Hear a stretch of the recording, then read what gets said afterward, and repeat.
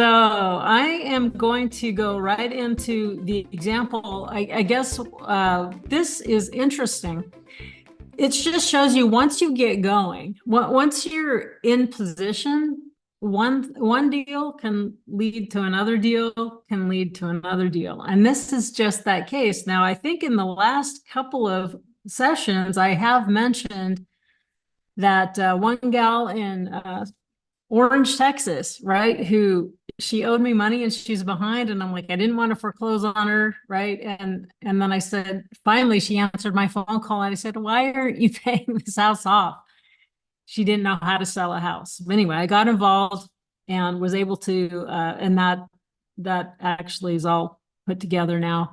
That worked out. I got her a lot more money than she was about to get to take from a wholesaler. Not that I mind wholesalers. I love wholesalers. But in this case, it just made sense for me to get her, help her out a little bit. I got paid off, made a little extra because she didn't end up wanting to keep the note, but she got double the price by willing to be offer owner financing. And then I came in and bought the note, made a little bit of money there for myself and an investment.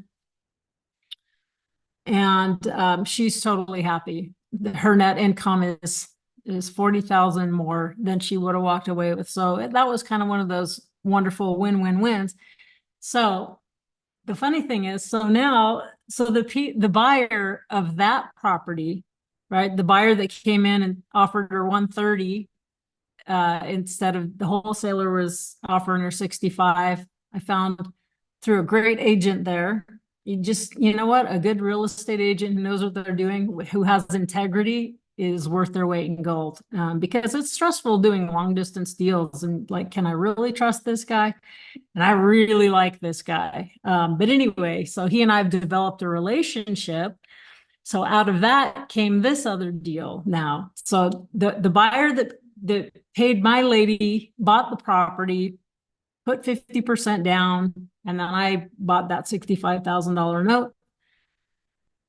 Well, those people the rehabbers had another deal in Orange, Texas. Well, this one was already rehabbed and they were out on the market and they wanted to get top dollar. Of course, right? Because they've spent a few months rehabbing this thing.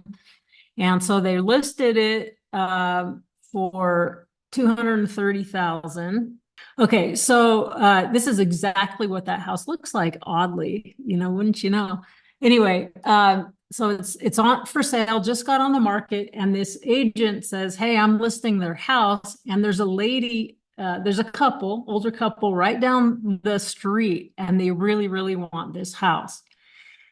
They've got they really don't want to have to go get a bank loan. I'm not sure if they can't or they just don't want to, but they want this house really badly. They've got $120,000 that they can put down.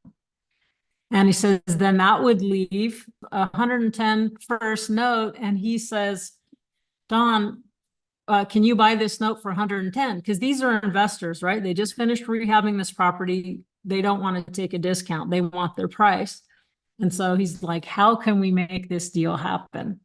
Okay. So anyway, he was saying, could you do 7% amortize? And I said, amortize over 30 years, due in 2 years. They want a 2-year balloon. And I say, why do they want a 2-year balloon? Nobody does that to a homeowner. And he says, no, that's all they want. They're selling. In fact, I'm listing, they own another house in the neighborhood that I'm listing. And once it's sold, they'll have another big, maybe 80, 90, 100,000 that they can pay down this loan. And they want to be done with it in 2 years. Okay, so that's how the deal came to me. Don, can you buy, if we write this deal, can you buy it? Can you buy this note, 110 note for at par, basically, no discount. So just because I like to practice, I'm bringing up the financial calculator here.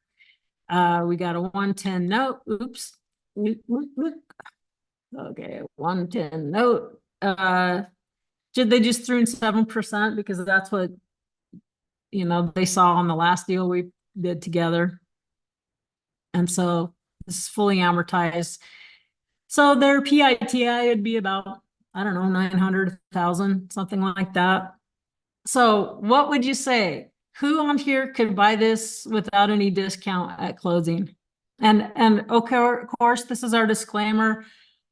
Every buyer, every consumer buyer for sure needs to get qualified, debt to income, ability to pay, all of that with a licensed mortgage originator. And since this is in Texas, they have the option of going to Texas Pride. There they do a lot of this underwriting for seller finance deals. Also, call the underwriters a national company that does that as well. So anyway, so we're not going to be worrying about can they afford it. We're just going to assume they can afford it. So what would you say, people out there? Unmute yourselves if you can, and you want to say, would you buy this for 110 at closing? Yes. I'm spilling the goods here on this call. I'm not holding back. I'm showing you the backside of this business.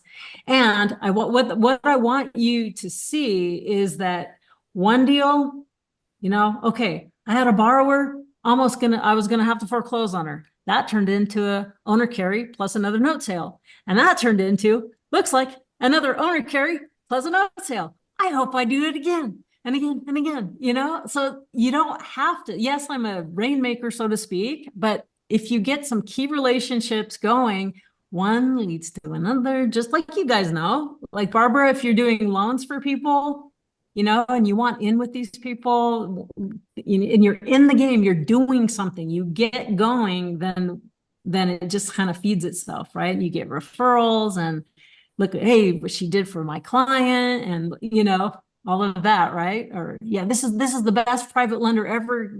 Barbara from Reno, you got to go get her. So